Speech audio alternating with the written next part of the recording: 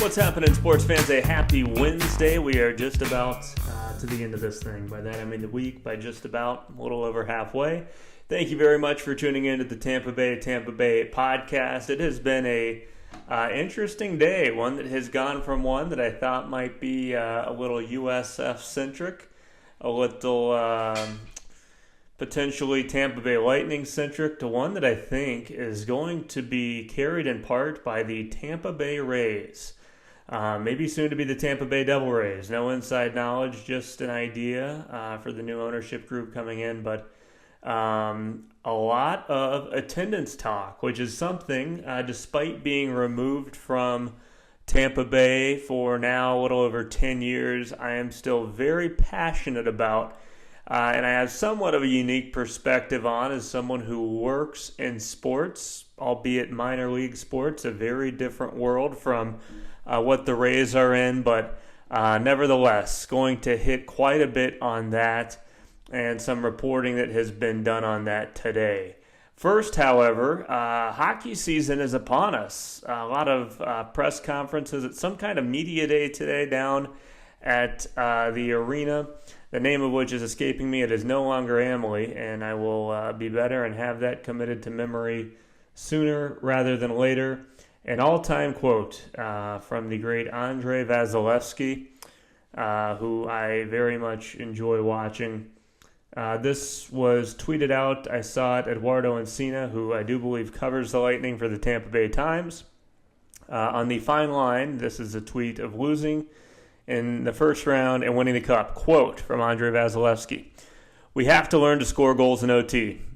No wonder we can't win." And this quote may be shortened. There are some dots there. I don't know if that was a pause or not. I'll hopefully have some time to listen to the full audio.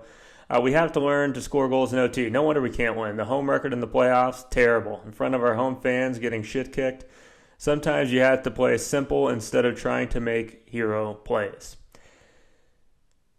If this is the first episode you're listening to, the minor league sports team I work for is a hockey team. And I don't think shit kicked is a term that's exclusive to hockey, but it does get used quite a bit. Being a goalie is a very interesting position no matter what the sport is, especially a goalie on a good team, because you get to be critical. You like to think you're not getting as tested as much as goalies on the other team, and you see everything unfolding in front of you. Now, goalies are biased. They don't always have a perfect perspective, but I have to say that I am very much in congruence with Andrei Vasilevsky there. A little ugly hockey would do the Lightning very well. They were a top-heavy team last season, and I think tomorrow, actually, we might take a little more in-depth look at their training camp roster to see where, hopefully, some depth scoring, some ugly hockey will come from. A guy that can be very effective playing ugly hockey, Nick Paul, who I saw a tweet from Gabby Shirley today.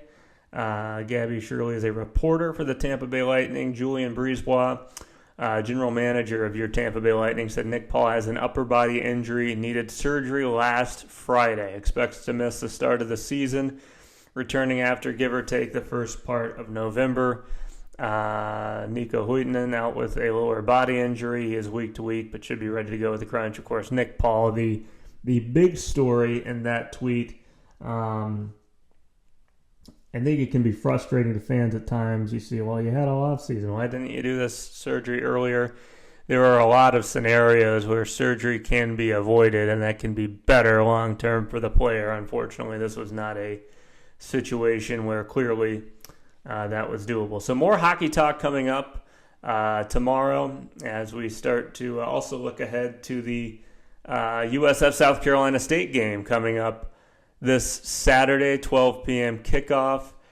Alex Golesh press conference yesterday. A couple notes from that.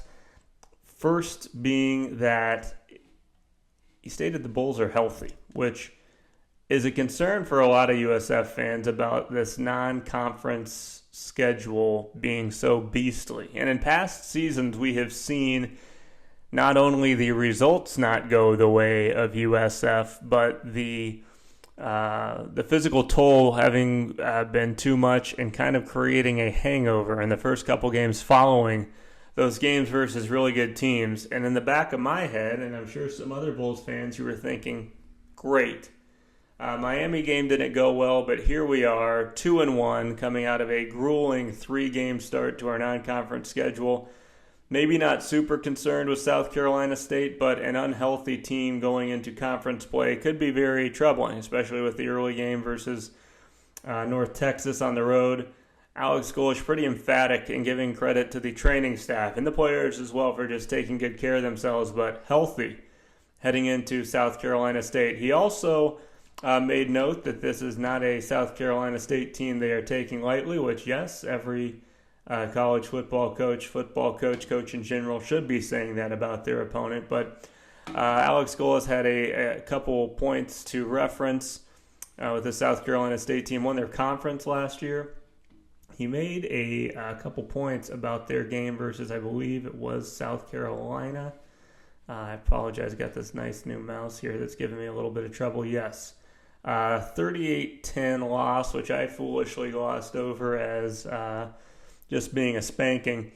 South Carolina State was actually leading that game 3-0 after one quarter, and I believe that Coach Golesh said, first two scores for South Carolina in that second quarter, only 2 touchdowns, punt returns, and then a field goal to put them up 17-3 going into the half, but that would suggest to you that this South Carolina State team has a defense that is not to be looked over.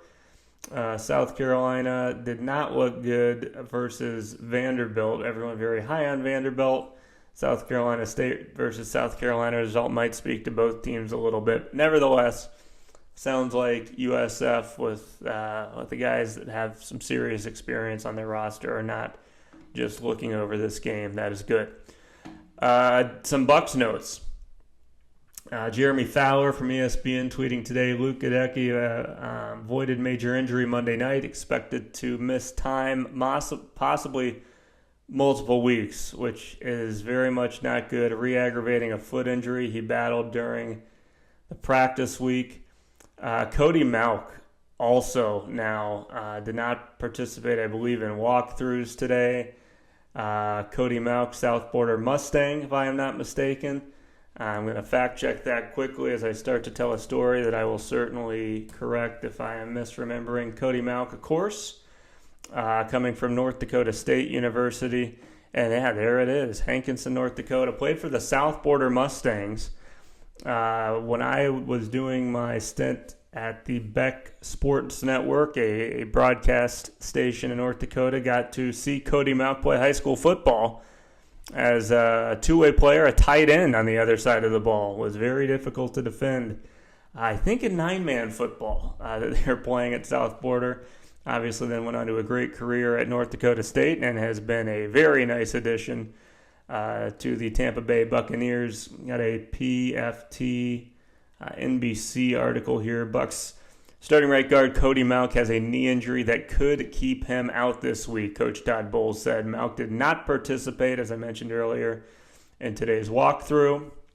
Bowles said this was pulled by Scott Smith. We'll see how the week goes, but he is a question mark as well.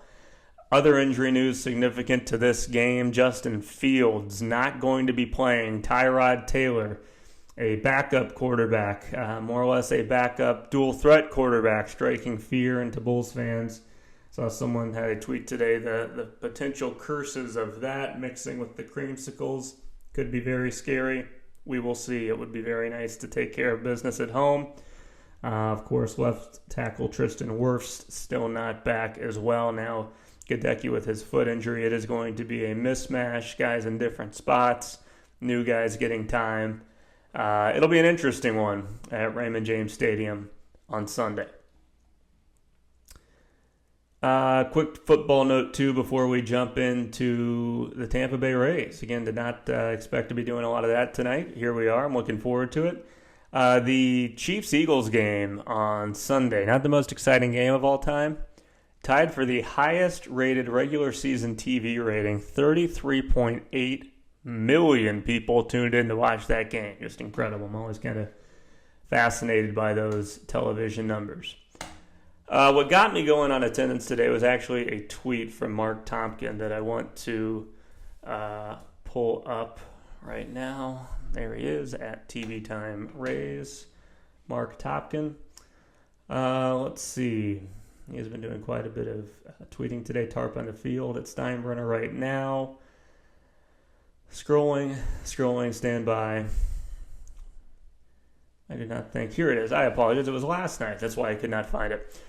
Rays announced attendance of 8,908. The 18th time they didn't sell out in 76 games at Steinbrenner Field with a capacity of 10,046. I want to compartmentalize a lot of this discussion because as a fan of the Tampa Bay Rays and the USF Bulls, attendance tweets annoy me. They have been beaten to death, and I have gotten numb to it. Does it still irk me? Clearly, I'm talking about it right now. It is nothing but the truth. And I will say, and somewhat of an unrelated note, a lot of teams lie about attendance. There are multiple ways to report attendance. There are butts and seats. That is almost never the numbers that are reported. There are tickets out, which can consist of paid tickets, season tickets, complimentary tickets. And then there are teams that just frankly fudge the numbers and put whatever they want out there. The Tampa Bay Rays have always been pretty honest in the numbers which they put out. There's nothing wrong with that. However, I do believe that had historically been done at Tropicana Field as part of an effort to get a new stadium by the outgoing ownership group. That is a strategy. Before we dive too much into that, I want to read an article from the Tampa Bay Times that is headlined, Rays Matt Silverman will depart once new owners take over. And this is an article by Mark Topkin. Rays presidents Matt Silverman and Brian Auld will step down from their current roles with the upcoming sale of the team. Auld will stay on with the Rays as a senior advisor during the transition and potentially beyond. We'll pause right there. Last week mentioned, there was the article out that the Sternberg Group would be staying on as a 10% owner in a transaction that really appears to be just a cash cover until the incoming ownership group, it's touched on here, retain a 10% share of the team that is not believed to be permanent. The deal, the article continues, for about $1.7 billion is expected to close within the next 2 weeks, pending final approvals, with the new group led by Jacksonville developer Patrick Zalewski taking over after the September 28th season finale. Silverman has been involved with the team since Sternberg first bought into the Rays in 2004. He has the plans to stay in the area and does not have another job lined up, saying in the news release. Quote, "It has been one of the greatest joys of my life to serve the Rays and help make a lasting impact on the Tampa Bay region. What makes me proudest is seeing how the Rays have become woven into the region's identity with a true generational fan base taking shape. Children who once came to games are now bringing their own families, and that sense of connection will continue to grow for decades to come." Quote, continued quote, "Under Stu's leadership, we have fulfilled our mission to energize the community through the magic of Rays baseball. I leave with deep gratitude for our players, staff, and supporters, and with great excitement for all that lies ahead for the Rays and Tampa Bay."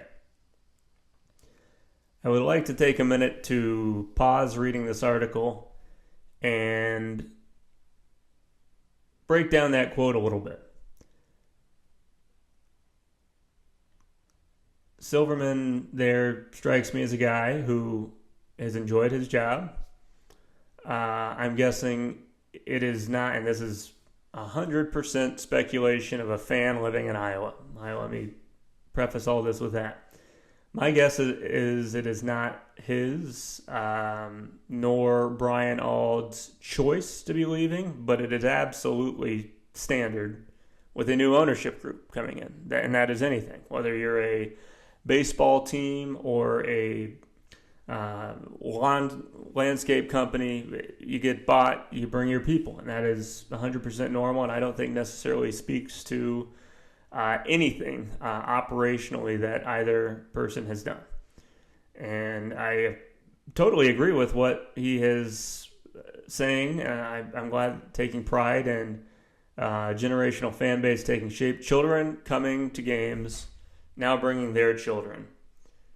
Maybe one of the most underrated aspects of every team outside of the Bucks, who are now, for a number of reasons, very much flourishing in their prominence. Rays fans and Lightning fans, of which I am one, are just now getting to the point, and I mean just now, relatively speaking, where they are the first full-time fan base. They have not been fans of other teams, and now they are having kids that are growing up as fans of those teams. That is incredibly crucial for the sustenance of any franchise. The part of the quote I will take a little bit of an exception to is saying, "We have fulfilled our mission to energize the community through the magic of Rays baseball. I leave with deep gratitude for players, staff, and supporters, with great excitement for all that lies ahead for the Rays in Tampa Bay." From an outsider's perspective, the Tampa Bay Rays baseball staff and the front office staff in charge of marketing, sales, etc., has done absolutely everything they can through the restraints of an ownership group that has been operating to get a new stadium. I want to be clear. That is praise for the day-to-day people on the baseball side, on the front office side. They are doing what they can. I have so many great memories post 04 going to Rays games, and pre 04. I think waiting for Beanie Babies outside Tropicana Field was probably pre 04. Post game concerts, the lights inside the Trop, making the most they could out of what appeared to be very constricted resources. I am of the opinion, outsider's opinion, from a fan in Iowa, I will say that again and probably a couple more times, that Stu Sternberg did not want the Tampa Bay Rays to succeed outside of winning and losing games. I think he probably always wanted that in St. Petersburg. He did not invest as effectively as he could, and I think he's a very sharp guy. I think he made decisions to try and let the Trop die at the expense of getting a new stadium, and it did not happen. And when you do not get that new stadium, which I think could be coming, the effort to kill, when that does not lead to a new life, it is incredibly disappointing, and I don't think it is a success. I will continue on here in this Tampa Bay Times article. The organization, this is from Brian Auld, new quote, "This organization has never only been about the wins and losses. It's been about heart, purpose, and community. I'm deeply proud of all we've built together, and that pride comes from sharing this journey with some of the most dedicated, talented, and creative people I've ever known. As I prepare to step down as president, I'm thankful to remain part of the Rays as a senior advisor, continuing to support the incredible team that makes this place so special." I am not speaking to the job that either of these guys did, and I think the day-to-day did some good work with the little they were given. I think Stu Sternberg wanted out of St. Pete, pulled the plug on Tropicana Field very early, and was not able, and I believe this was put very nicely by Tally Bull, whose tweet I want to read here, was not able to land the plane. I am a firm believer in St. Petersburg, and bias admitted, I am from there. I was born and raised, I was born in Tampa, very young, like 6 months, moved to St. Pete, was raised my whole life about a 15-minute drive from Tropicana Field. I watched the downtown St. Petersburg area grow, and it is growing at a rate that with some, and I wonder if, I hear bits and pieces on Instagram of the Tampa Bay Developers podcast. It's super interesting. I need to start listening to that, because that's someone I'd actually be interested to talk to get, I'm sure they've done multiple podcasts on their perspective on this. I think quitting on the Tropicana Field location is foolish. Tropicana Field, let's go deep into the heart of downtown, Al Lang Stadium, which, boy, I think there could have been something done there. And again, that ship's probably sailed for a really, really cool baseball stadium down by the water. That airport that's been down there, it's probably more valuable than I know. But from Tropicana Field to Al Lang Stadium, which could, it's on the far directions are not easy. The far east side, right on the water in downtown, is a 6-minute drive, a 25-minute walk.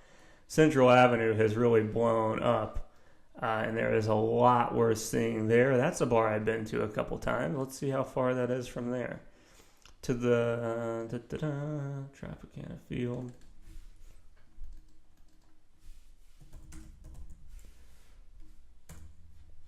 So less than a 10-minute walk to a very nice part of Central Avenue. And Central, you got Ferg's right there. I do not think it would take much investment to make that area right around Tropicana Field very appealing, connect it with downtown. And that's, when I say not much, obviously it's, tens of millions of dollars. But in the relative terms of stadium development talk, it would not take a lot of effort. I do not buy the travel argument that I have heard from all my friends in Tampa. It's hard to get to. It is not hard to get to. It is absolutely not hard to get to. Go to any other city where the stadium is more than 30 minutes apart within the same city. Much harder to get to than Tropicana Field is. I want to read, though, as I go on my pro St. Pete rant. Tallybull was kind enough to put a nice response together to me because I saw him tweeting about this. And then, something I was going to bring up, which is really why I tweeted at Tallybull. Look at the numbers at Steinbrenner Field in a very tiny stadium. And another side note here, not to be too all over the place, I think wherever this new stadium is built, it should be built small. Not Steinbrenner Field small. 25,000 seats. Make the seats a little bigger, make them more comfortable, make it more of an enjoyable experience. Do not worry about having a giant stadium. I think that's just a general direction that a lot of baseball stadiums need to be headed. Different talk for a different day. I asked Tallybull why he thinks St. Pete is a no-go. And I did make the assumption, he said not necessarily a no-go, but here's what the response was from someone who might be on the opposite side of wanting St. Pete. Historically low attendance in St. Pete. Not wrong. However, I would argue that, again, without an ownership group that is invested in making the stadium and the location around it a success, it's not fair to judge the attendance. But you're not wrong. That is a point that is statistically, compared to other cities in Major League Baseball, correct. Population figures and trends, 600K versus 2 million with a 30-minute radius. Again, statistically correct, but that I do not think, though, that is too big of an issue. Because I think that drive is less of a burden than it is made to be. Now, there is a point to that I'm going to get back to and actually agree with that, Tallybull, here in a minute. More room to grow in Tampa and possibly attract fans from the east. Again, compare and contrast the drive on I-4 to the Tampa St. Pete drive. It's nuts and bolts, man. I will, if I'm a St. Pete resident, I'll drive to Tampa to watch the Rays. I'm not going to Orlando to see anything. And, of course, there is plenty of population in between Tampa and Orlando, which is a valid point, but I don't think that Orlando audience is ever going to be a real pull. MLB and new ownership prefer Tampa primarily for the above reasons, and they're putting their own money at risk. True. I do not anticipate an ownership group that is financing 10% of their sale, unless there's a reason for it I don't know, which might come out. The sale period, of which was reported today, expected to be done in the next 2 weeks, this is when stuff gets interesting and things come out. Intentionally, unintentionally, it is a very good time to be paying attention. I actually subscribed today to the St. Petersburg Times to really keep an eye on this. And that is something we'll look for. Maybe there's another reason for that 10% being sold. But if you're doing that just to get the team, maybe it is because they have a big pile that they're ready to invest in a new stadium. Again, that's the trump card that St. Pete has had for a while, is that they are willing to put up a little bit more for that stadium than Tampa is. Here's the one that I think Tallybull has a point on. Fresh start and cultural reboot for the franchise. I am to the point, even though I believe strongly that I've said it on this podcast, I love Tropicana Field. You get to sit in the air conditioning when it's 197 degrees outside and watch the game. I think that is a nice experience. I like it. There has been, in the history now, over 24 years of this ownership group being there, a concerted effort to make Tropicana Field look and seem like a turd. That's tough to come back from, simply. I don't know if it's possible to come back from. At this point, I am of the opinion that if moving the Rays to Tampa keeps them in Tampa Bay, fine. I will always die on the hill that Tropicana Field was never given a fair shake. Downtown Tampa is growing. Downtown St. Pete is still nicer. I think there is just huge potential there. It may have been squandered, and Tallybull, we will agree that fresh start might be necessary. The tweet continues, it's not that St. Pete is a no-go, it's that St. Pete has been tried and not worked out well. Again, I don't put that on St. Pete, I put that on the outgoing ownership group. Continued, St. Pete is still an option due to the availability of more upfront money, which I think could be very, very important. That advantage, however, cannot overcome all of the above, which is why it seems unlikely to me. Stu had a sweetheart deal with St. Pete involving land and development rights and still couldn't land the plane. Again, from what I have read, an outsider living in Iowa, I do not think that is on St. Pete. To finish the tweet, I love St. Pete. It just does not seem to be in the cards in terms of hosting pro sports. Maybe I'm wrong. We'll wait and see. Would obviously prefer the team to go to St. Pete and leave the market. That is the attitude that everybody should have. We can debate all day, Tampa, St. Pete. It needs to stay here. And I would love to see a shift back to the Tampa Bay Devil Rays. I understand why they made that change. The Devil Rays is the equivalent of the creamsicles. And look how much people love those. The new Devil Rays alternates are sweet. I would love to see that brought back. Want to continue this discussion, and again, when the Rays season ends, I want to get on some people who have been following not only the stadium situation more closely than I have, but the team. But this is one that I think is really worth talking about, and it's going to be fun to see unfold, and I have a feeling unfold pretty quickly over this summer. Again, plenty to talk about, which is exciting. I am going to stick to my commitment to keep things under 30 minutes. Thank you, everybody, very much for tuning in tonight. Coming up tomorrow, we're going to take a look, barring some other exciting news coming out. I guess you could call this exciting news, more just news worth talking about. Take a look at the Tampa Bay Lightning training camp roster. Also start looking ahead towards this weekend in college football, pro football. Bulls taking on South Carolina State at Raymond James Stadium. I don't think Alex Golish was bluffing. If you listened, I think yesterday I mentioned that I put my season tickets up for sale for that South Carolina State game during the Miami game, and they sold right away. He said ticket sales are looking good.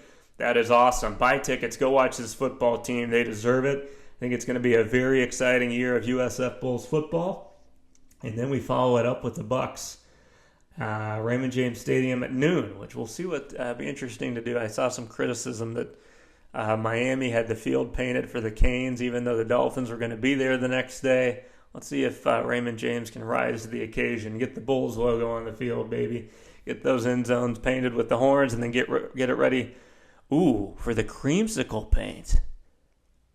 That's actually a very interesting question. I might have to throw that out on Twitter. If anybody has any insight, got to imagine there's going to be some extra special paint for the Bucks on Sunday.